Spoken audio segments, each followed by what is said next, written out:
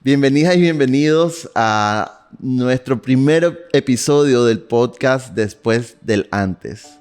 Este es un podcast que estamos lanzando tres amigos, Yacir, yo que estoy frente a ustedes, Cristian Torres y Nayot Ortiz, quienes son dos productores audiovisuales excelentes y quienes los tres coincidimos en que queríamos, a través de nuestro talento y nuestras habilidades, contar historias, pero no contarlas nosotros, sino invitar a personas que pudieran contar su historia desde diferentes perspectivas. ¿Y cuál es la historia? Pues aquellos testimonios de hechos, sucesos, experiencias que marcaron un antes y un después en sus vidas. Y no solo un solo hecho, porque como otros invitados, cuando vean los siguientes capítulos, verán que nos contaron diferentes momentos que fueron moldeando, transformando la persona. Y sobre esto es lo que vamos a hablar hoy.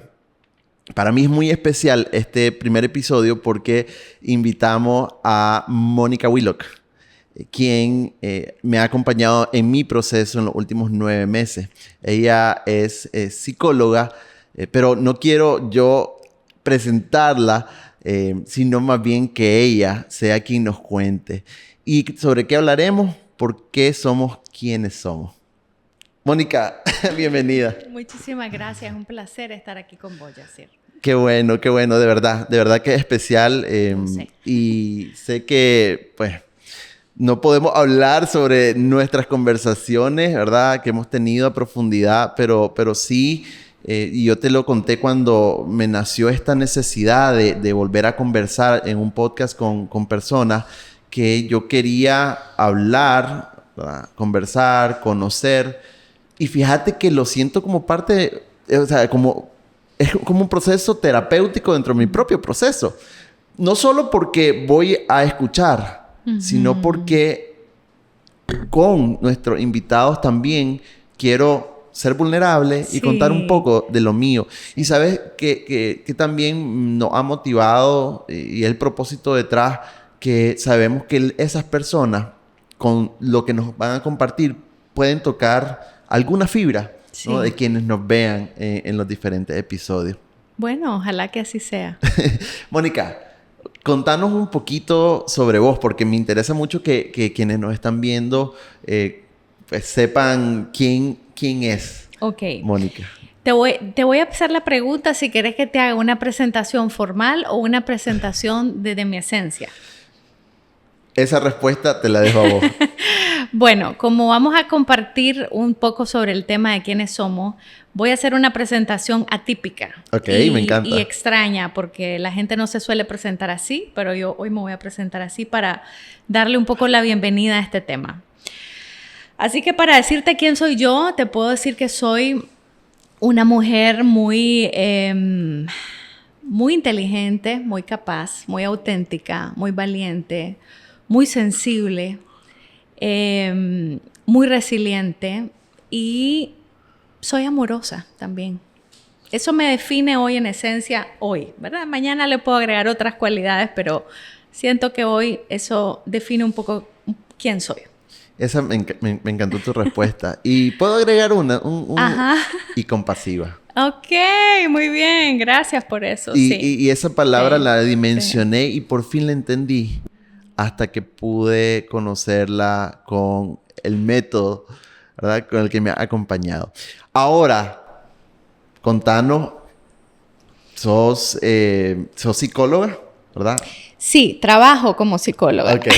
¿A vos no te gusta como definirte? No me gusta definirme por lo que hago, ni por lo que tengo, ni por mi experiencia de vida, sino, como te digo, me defino por una esencia que es más profundo que todo lo otro.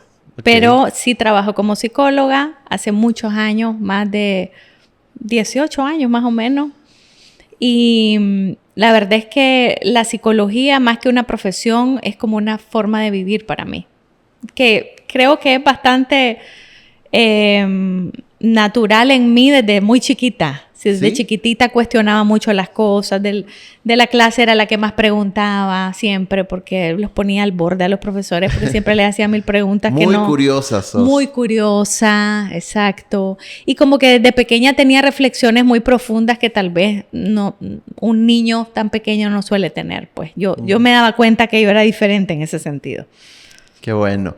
Solo para contextualizar, estudiaste un posgrado en educación emocional en Barcelona, sí. La licenciatura en Costa Rica, sí. Y recientemente, y para mí esto probablemente, no sé si así, pero probablemente sea trascendental en vos que estudiaste el trauma como un fenómeno individual y colectivo. Sí. Sí, busqué, mira, el 2018, que fue un año muy importante en este país, en Nicaragua, fue un año que me hizo replantearme muchas cosas personales y también analizar mucho del fenómeno colectivo que sucedió. Y me interesé por el trauma como fenómeno individual y colectivo. En realidad siempre me había interesado y extrañamente las universidades y la carrera de psicología no aborda tan profundamente el tema del trauma. Es extraño porque uno dice ahí donde uno más tendría que estudiar el tema, pero en mi formación académica yo sentía que me hacía mucha falta todavía muchas herramientas para poder estar mucho más informada sobre el trauma.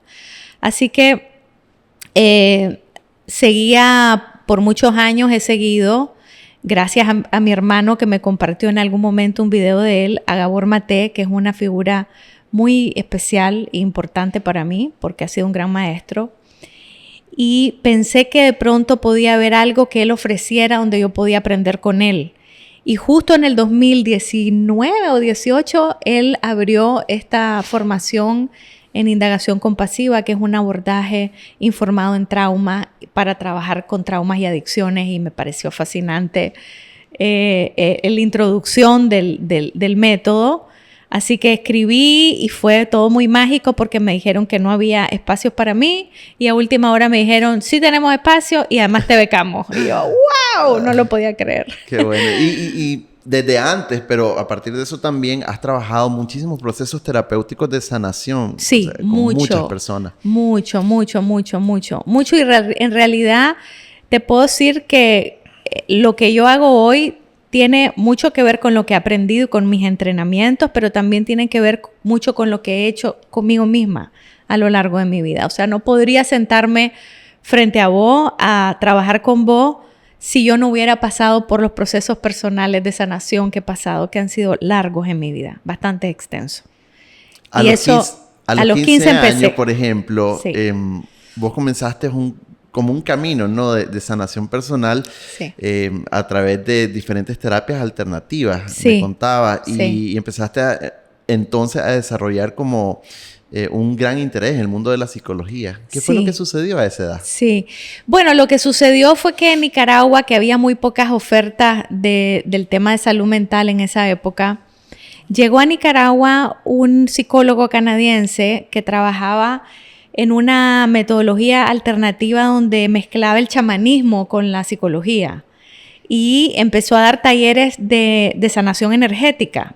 Y yo empecé a ir a sus talleres. Pues yo iba con mi mamá. ¿A los 15 años? Sí. Okay. Sí, porque mi mamá iba y yo le decía, yo quiero ir también, a mí me interesa saber qué pasa ahí. Y entonces empezaba a ver cómo trabajaba él y me parecía fascinante trabajar sanando el dolor de las personas, ¿no? Emocional.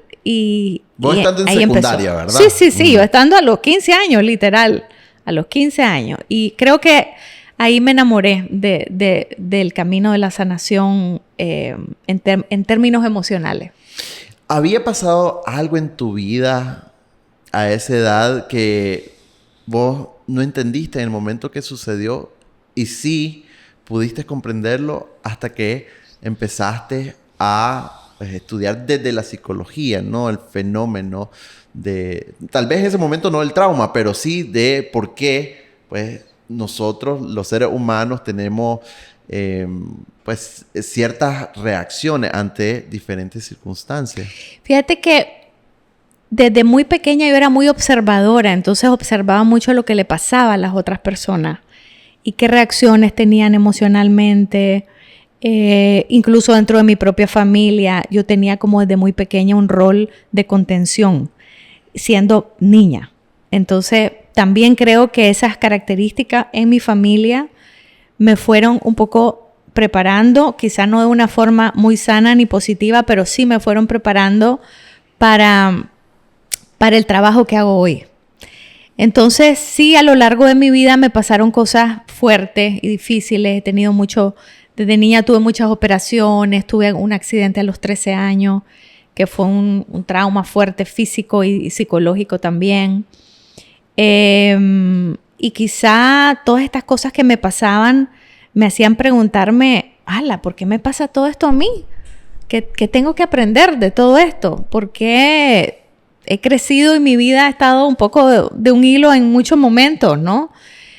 Y quizá eso me dio cierta profundidad para cuestionarme cosas más, pues, que normalmente un chaval a los 15 años no se cuestiona, claro. ¿Me entendés? Claro. Creo que por ahí fue. Mónica, yo llego donde vos en un estado de depresión profunda. Y una de las preguntas es, ¿por qué soy así? Uh-huh. Te dicen, ¿no? ¿Por qué soy como soy? ¿Por qué soy quien soy? Uh-huh. Te la vuelvo a hacer ahora en este podcast.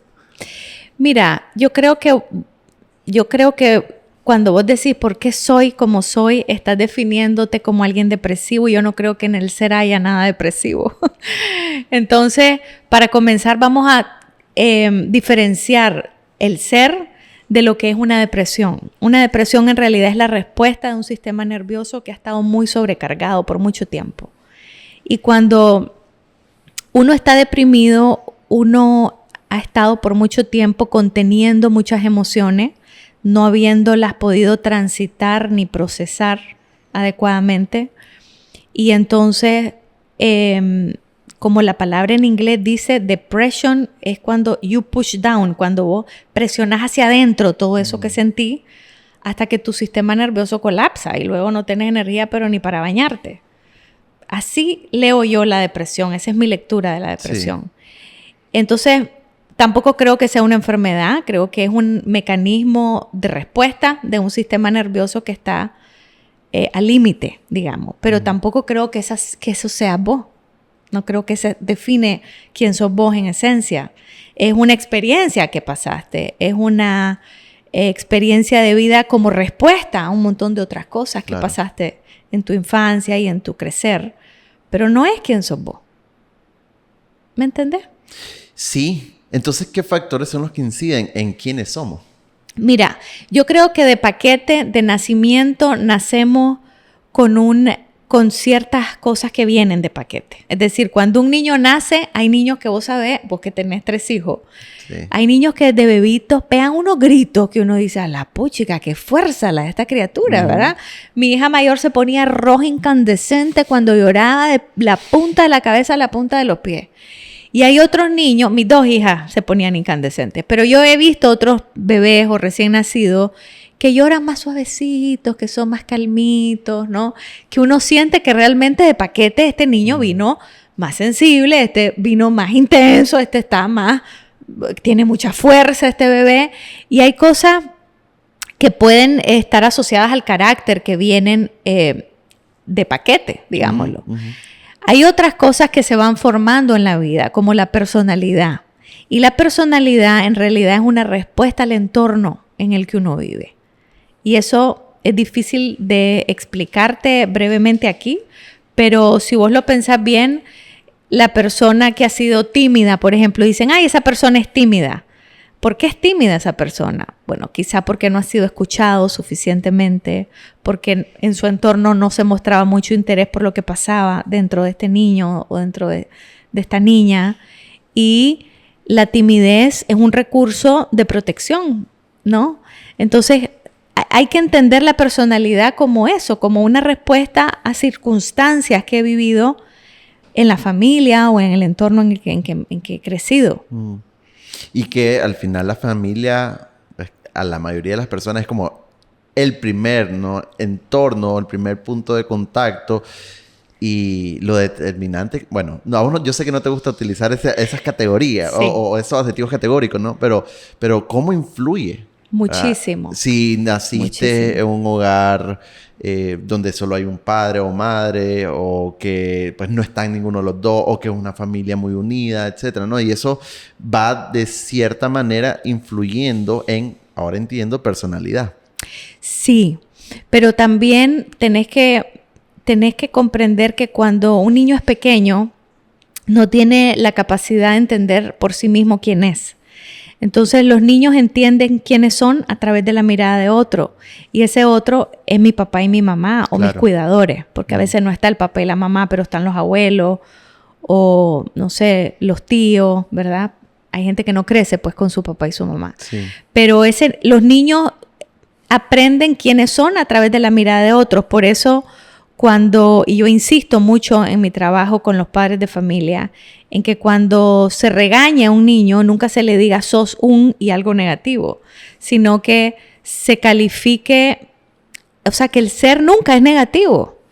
Entonces, en vez de decirle sos un necio, sos un malcriado, decirle no, vos sos un niño muy bueno, pero esto que hiciste no fue correcto.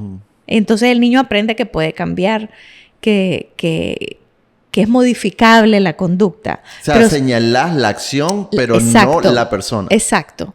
Porque cuando vos atacás el ser, diciéndole sos un y algo negativo, o cuando vos le pegás a ese niño, o lo maltratás físicamente, o no le das el tiempo de calidad que el niño necesita, o no satisfaces su necesidad afectiva, estás hiriendo el ser del niño. Porque los niños tienen necesidades básicas emocionales igual de importantes como las necesidades básicas físicas. No es menos importante lo emocional. De hecho, hay un experimento y un estudio que se hizo con niños en un orfanato en donde se demostraba que los niños que no eran tocados morían.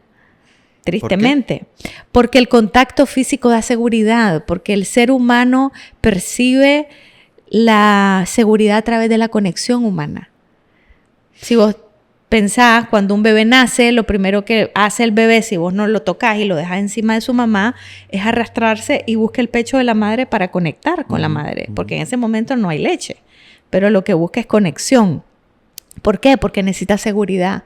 ¿Por qué? Porque el nacimiento es muy fuerte para un bebé. Salir de un entorno protegido, líquido, calientito, al entorno externo donde hay luces y ruido y es muy fuerte, es una experiencia, muchos dicen traumática.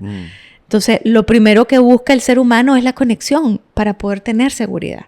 Y en los momentos de vulnerabilidad la conexión salva, ¿no? Por eso, cuando yo he tenido también experiencia en donde chiquita salía de una sala de operación y de pronto, nunca me voy a olvidar de un anestesista que me tocaba la mano y yo, ay, decía, Dios mío, esta mano de este señor la siento como, es la vida para mí en este momento. Claro. Entonces, cómo la conexión humana te da vida, ¿no? Te da seguridad. Y eso es muy, muy mamífero, te diría yo. O sea, trasciende el humano. Pues a los chimpancés les pasa lo mismo. Eso. Mónica, yo llego, ¿verdad? Con el tema de la depresión, que ya lo definiste, y pues es resultado también de una serie de situaciones difíciles emocionalmente. Y cuando empezamos a conversar, vos me decís y me hablás del niño interior.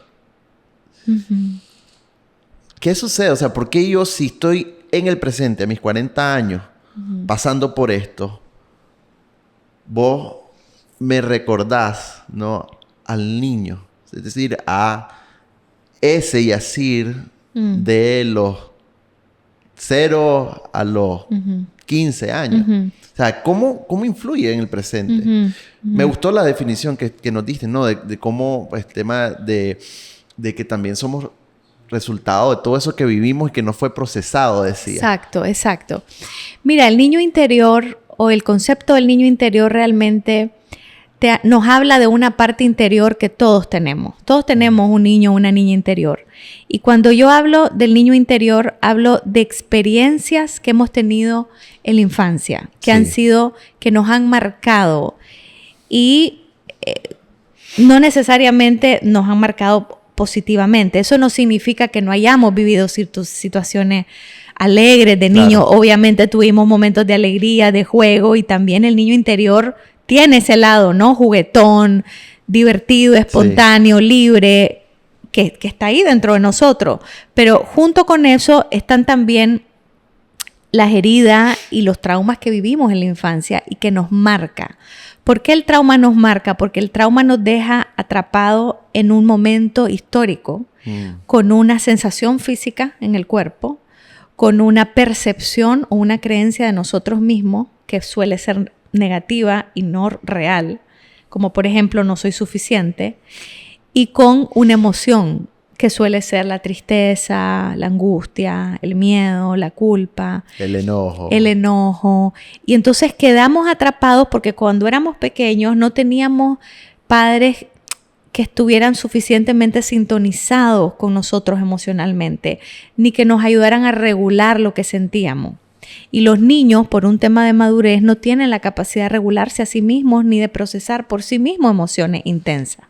Entonces, si yo no tenía a mi mamá y mi papá que me corregularan esto que yo sentía que era muy intenso, ¿qué hacía? Pues me desconecté de eso, mejor ya lo dejo de sentir, pero eso no desapareció, eso quedó ahí adentro mío. Y muchas veces en la adultez se detonan estos traumas con la misma creencia que yo tuve en el momento que me pasó lo que me pasó, con la misma intensidad emocional y con las mismas sensaciones físicas incluso. Uh-huh.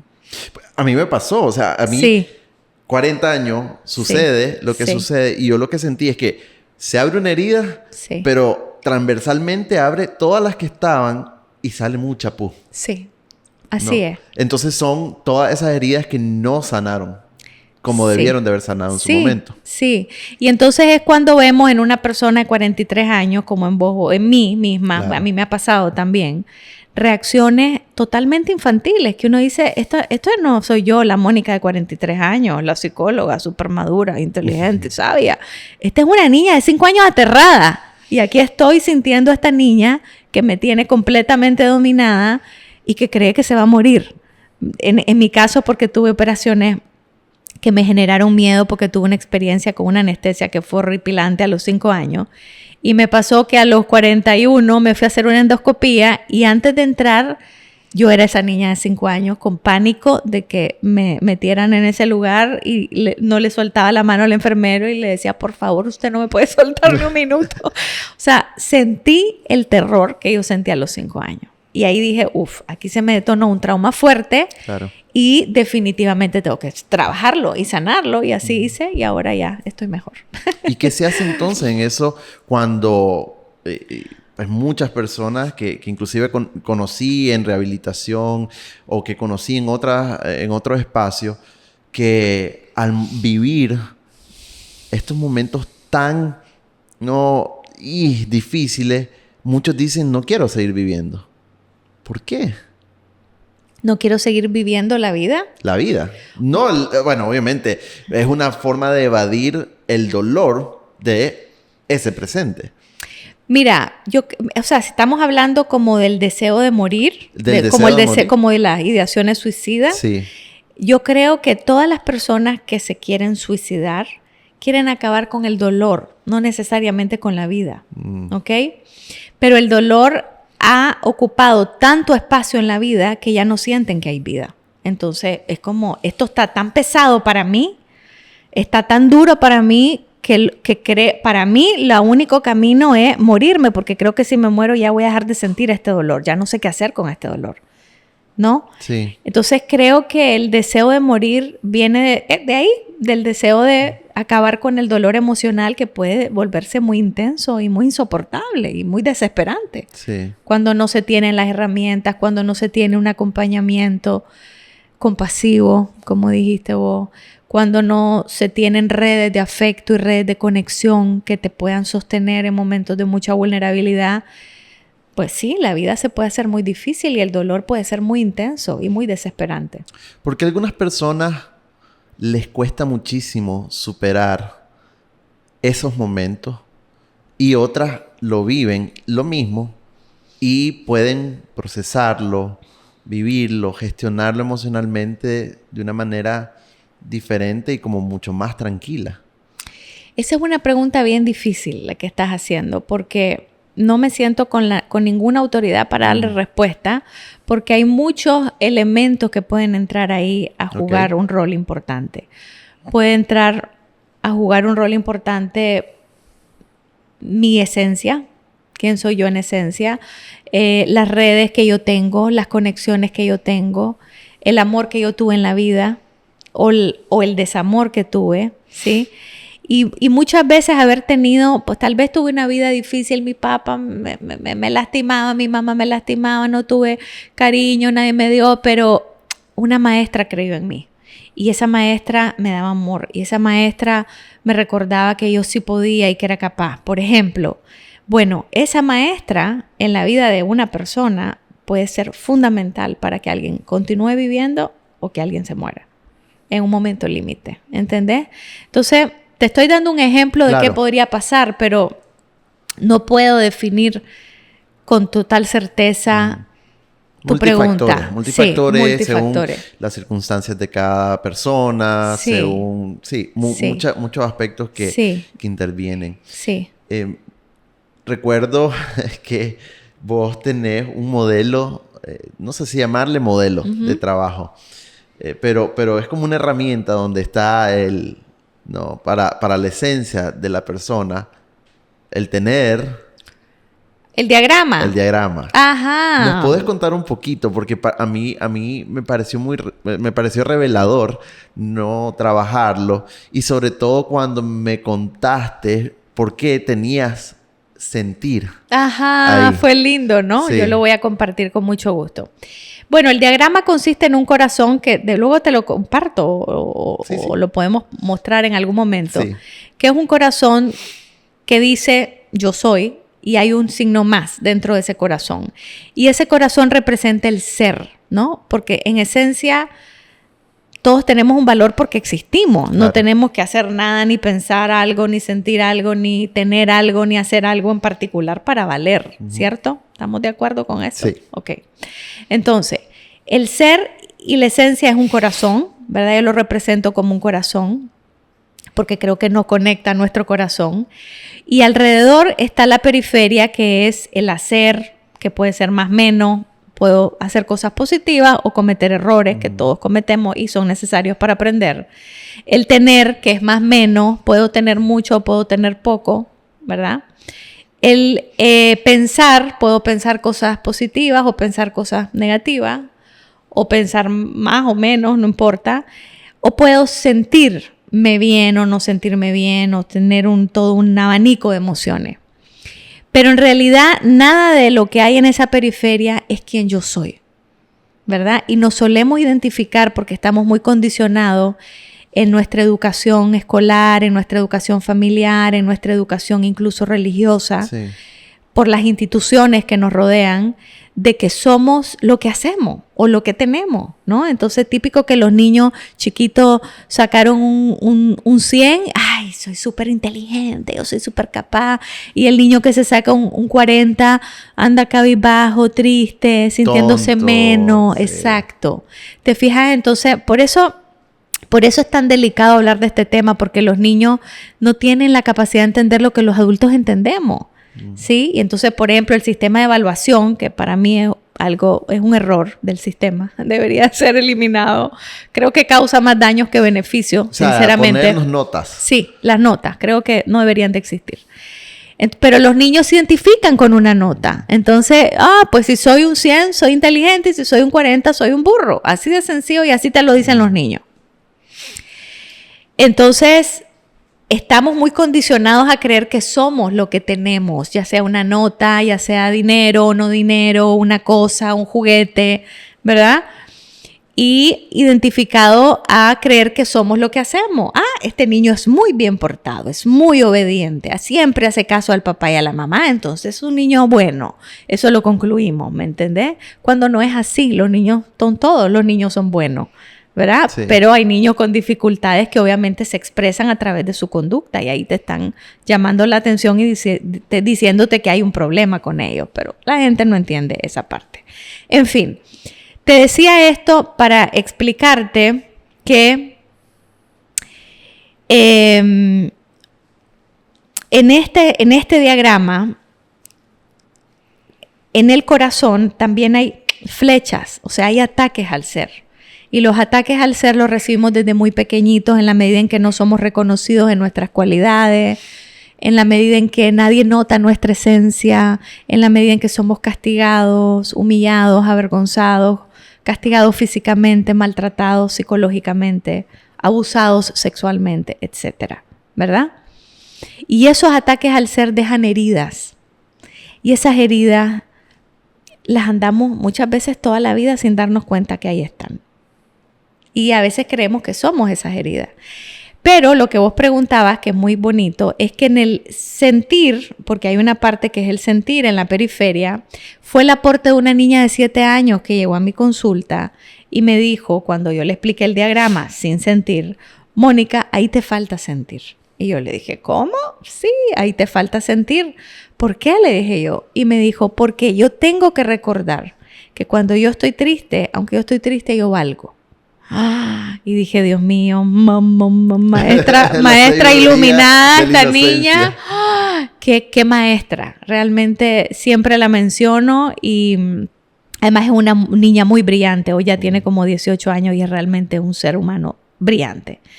Y esta niña me dejó una gran enseñanza, que es que los niños creen que cuando están tristes sienten que son menos que los niños que ven desde afuera más felices, ¿no?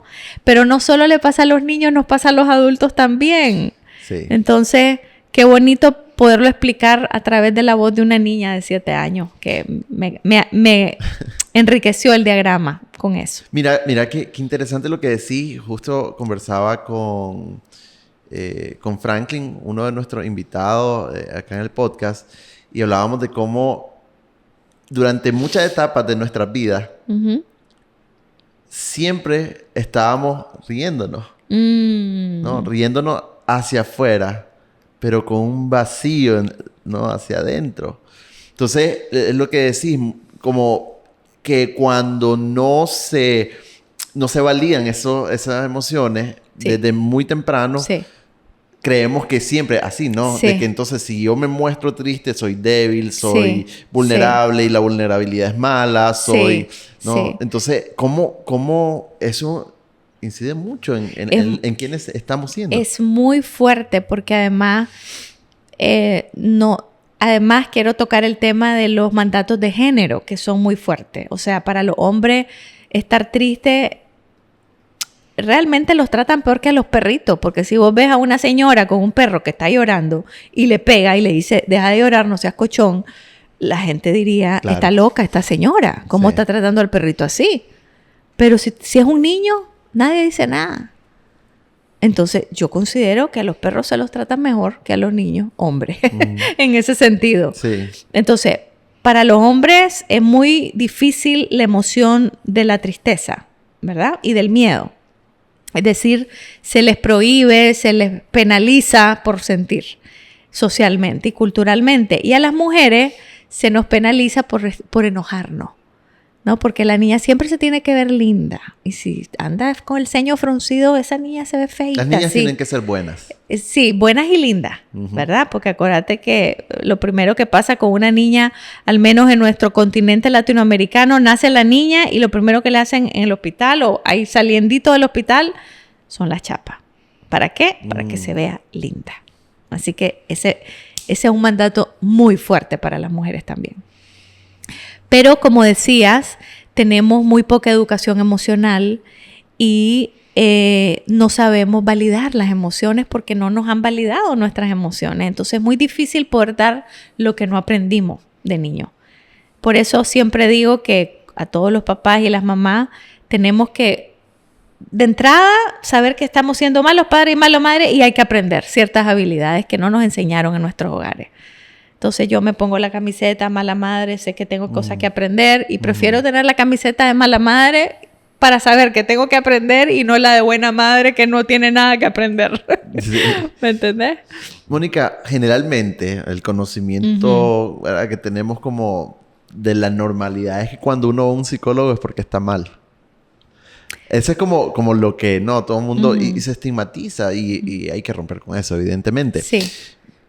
no voy hacia ese punto, sino en tu experiencia, las personas tendemos a hacer difícil un proceso de cambio cuando buscamos terapia, o sea, depende de cada persona. O sea, cada persona es un mundo, cada persona es un proceso diferente, o hay ciertos patrones. Y te lo pregunto por lo mismo, porque a mí me interesa ir conociendo, ahora que vamos a conversar con muchas otras personas, por qué reaccionaron como reaccionaron ante esa circunstancia. Bueno, primero decirte que yo veo asistir, para mí la gente que viene al psicólogo es la gente que igual que la gente que no viene, pero que quiere mejorar. Esa es la única diferencia, ¿verdad? Y que además está activa la parte de sí mismo que se quiere, se cuida y cree que puede mejorar. Y por eso están ahí en realidad. Claro. Pero no es fácil sentarse en un consultorio de psicología a ponerte en contacto con cosas que normalmente has estado apartando toda tu vida. Sí. Es decir, no es fácil conectar con el dolor, no es fácil transitar el dolor, no es fácil abrirte a una persona extraña que no conoces y mostrar tu vulnerabilidad. Requiere mucho coraje, en realidad.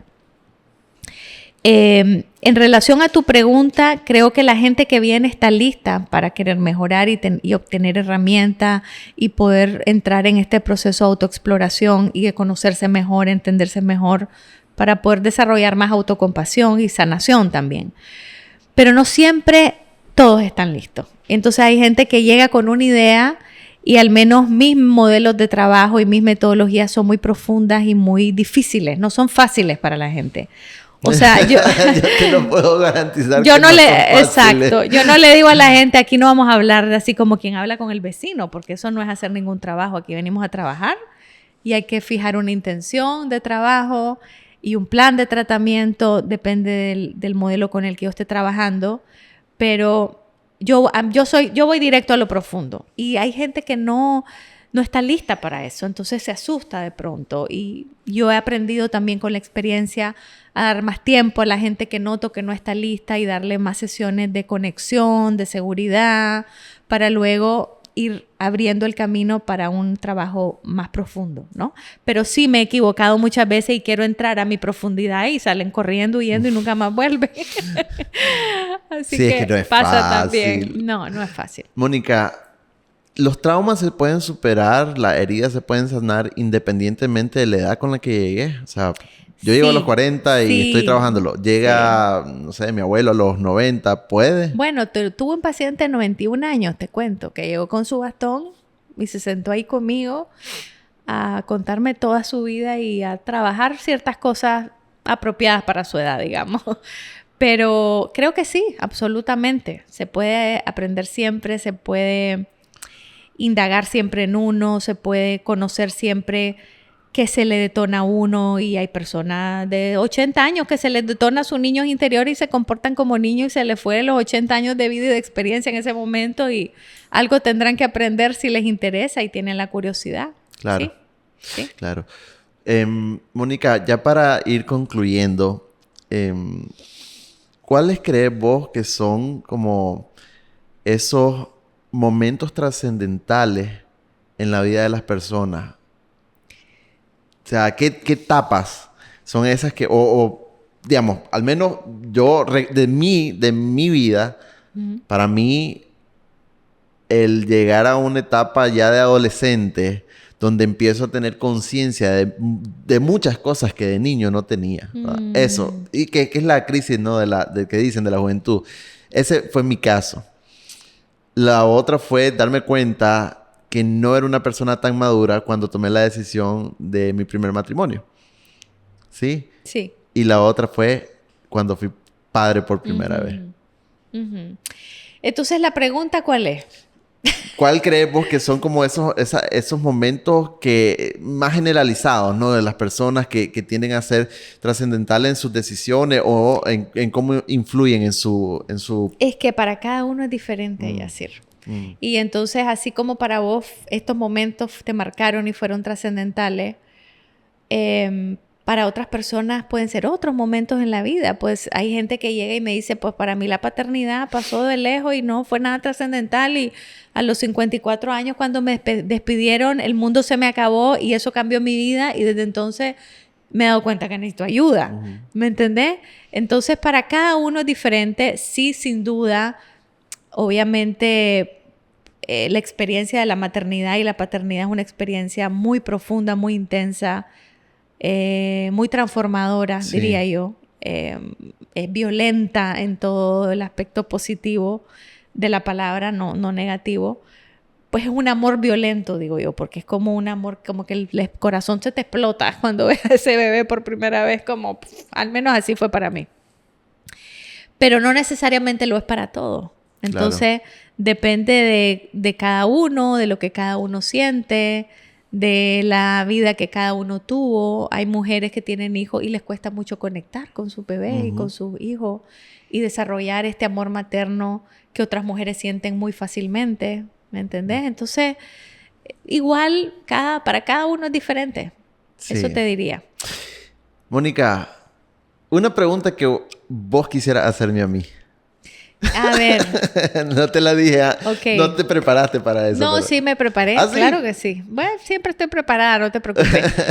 Me gustaría preguntarte qué has aprendido vos de tu proceso terapéutico. En no sé cuánto tiempo llevamos, pero ¿qué es lo más importante que aprendiste? ¿De vos mismo? Lo más importante es que yo tengo un valor incalculable que no lo determinan las demás personas. ¡Bravo! ¡Qué lindo! Sí, y me ha costado mucho. Y yo creo que casi todas las personas pasamos por eso, ¿sabes? De creer que, y ya lo dijiste, lo que nos dijeron nuestros padres de niño es lo que yo soy, lo que mis vecinos me dijeron es lo que yo soy, lo que mis amigos, lo que me dicen en la escuela, si la profesora me trata bien. Y así vamos como acumulando tantas cosas.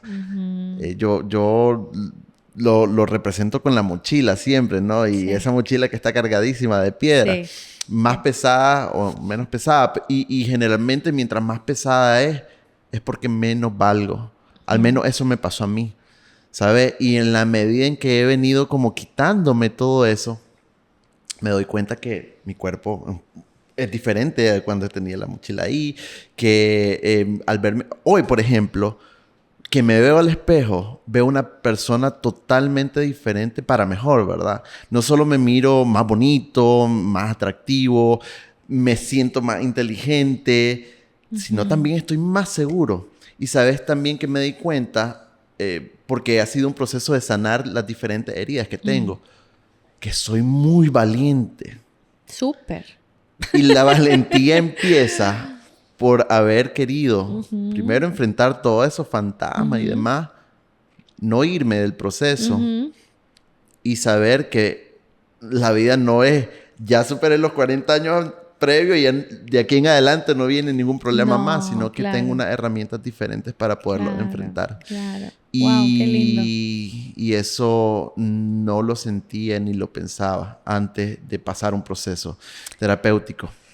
Es que una cosa es tener la cognición de que sí valgo y otra cosa es sentirlo desde adentro. Y es una experiencia distinta, ¿no? Sí. Muy distinta.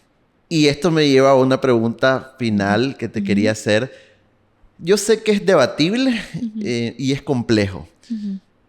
Pero en este proceso también he conocido muchas personas valiosas que han buscado diferentes herramientas, pero que han encontrado en lo espiritual, en la fe, en la creencia en Dios, eso que le hacía falta al corazón, al alma, como queramos llamarla, ¿no? Que con muchos conocidos que han pasado por procesos, por ejemplo, de adicción, o sea, sentíamos un vacío tan grande que no entendíamos cómo, teniendo todo alrededor, el amor, el afecto, hijos que te dan ese amor, ¿no?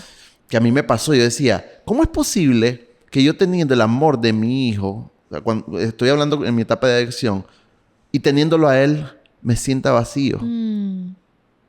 ¿Sabes? Y entonces, pero ahora, 10 años, 12 años después, sigo teniendo el vacío, o seguía teniendo el vacío, y todo esto, ¿no? El proceso terapéutico me ha ayudado a sanar, pero ahora también me ha venido a completar, ¿verdad? Mi nueva creencia en Dios. O sea, y claro, cada quien tiene su proceso, pero y me avergonzaba, ¿no? Yo de pensar en un ser superior podía llenarme. Ahora no. Ahora para mí esa es la máxima respuesta que he encontrado. Bueno, yo creo que la espiritualidad y la dimensión espiritual es fundamental. Fundamental. Y mi lectura de la espiritualidad es que, o del concepto de Dios, es que Dios está dentro tuyo. Y una vez que uno lo reconoce y conecta con esa divinidad dentro tuyo y con ese ser superior dentro tuyo, muchas cosas cambian, ¿no? Hay como más confianza, hay menos apego, hay más esperanza. Y yo he visto procesos de personas conocidas, cercanas, que no han pasado por un proceso terapéutico, pero sí por experiencias espirituales muy fuertes y que les ha transformado su vida increíblemente sin pasar por terapia. Entonces, yo no invalido nunca eso tampoco, ¿no? Creo que y personalmente me gustaría a mí personalmente incluso desarrollar aún más esa dimensión en mí misma.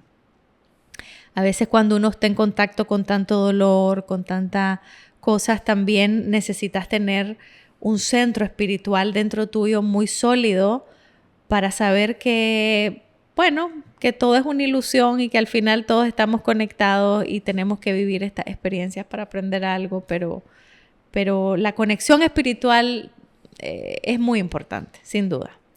Seguramente muchas personas que nos están viendo están en ese momento, ¿no?, de dolor. Así como estuve yo, así como estuvo Franklin, así como está Francis, nombres de invitados que vamos a tener en el podcast. Recuerdo que yo en uno de esos momentos te llamé y te dije cómo estaba y me dijiste, tranquilo, vas a estar bien, hay esperanza. O sea, ¿qué le diría a esas personas que nos están viendo y se sienten de esa manera? Bueno, les diría que el dolor, la experiencia de dolor no les pone en peligro, no pone en peligro sus vidas, que pueden transitar el dolor, aunque sea una experiencia muy intensa, muy incómoda, porque no es cómodo el dolor, pero que no están en peligro por eso, que es seguro hacerlo y que una vez que uno transita ese dolor, es como un parto, ¿no? Es como... Y por algo el parto es tan doloroso y después viene algo tan lindo porque transitar el dolor hace que el dolor se transmuta, cambie, se transforme, ¿no? Las emociones son energía en movimiento. Necesita moverse, pero para que se mueva yo tengo que sentirla. Si no la siento no se va a mover y se va a estancar y eso sí va a ser un problema. Entonces, les diría que tengan esperanza, que busquen ayuda o espiritual o psicológica o conexiones humanas que les ayuden a poder tener el coraje de transitar eso tan difícil. Al final viene la luz, seguro, ¿verdad? Sí, lo estoy viviendo y lo puedo afirmar. Bueno. ¿Qué recursos nos recomendás? Leer, escuchar, o sea, algo que sea tal vez básico, ¿verdad? Para que quienes estamos en este proceso tengamos más conocimiento, más herramientas, más información. Bueno, hay muchos recursos hoy en día, sobre todo ahora que estamos en una era donde hay podcasts, hay videos, hay películas, hay documentales, hay tantos recursos que pueden ayudarnos. A mí personalmente me han ayudado los libros, las lecturas me han ayudado mucho, las películas, a mí me encanta el cine, he visto documentales extraordinarios que me han marcado, los procesos personales, interiores, ¿no? La meditación, el silencio, poder tener guías terapéuticas que nos ayuden a sanar en la medida de las posibilidades de cada uno. Y conexiones humanas que nos enriquezcan. También esas son grandes recursos. Y escuchar y ver después del antes. Todos los episodios que vienen. Eso. Mónica, quiero agradecerte. Gracias a vos. Un placer. Te lo he dicho además, más allá de que hayas venido a compartir aquí con nosotros, para mí hoy comprendo que Dios actúa de manera misteriosa, pero también evidente. ¿Qué significa? Que nos manda a personas, ¿verdad?, como salvavidas en diferentes etapas del duelo, del dolor, del trauma, y que son necesarias para mantenerte fuera de peligro, ¿verdad?, mientras pasa la gran tormenta. Sí. Y lo bonito, y me encantó que dijeras lo del parto. Nunca lo he sentido, pero sí he acompañado, ¿no?, a las madres de mis hijos en sus partos. Y he visto, ¿no?, ese dolor, pero además el gozo, ¿verdad?, cuando reciben al bebé. Yo creo que hoy estoy viviendo eso y mi bebé es mi propia vida, recuperarme. ¡Qué lindo! Gracias. Entonces, te agradezco mucho, Mónica, por acompañarme. Y a ustedes por haber visto este primer episodio de nuestro podcast Después del Antes. Gracias.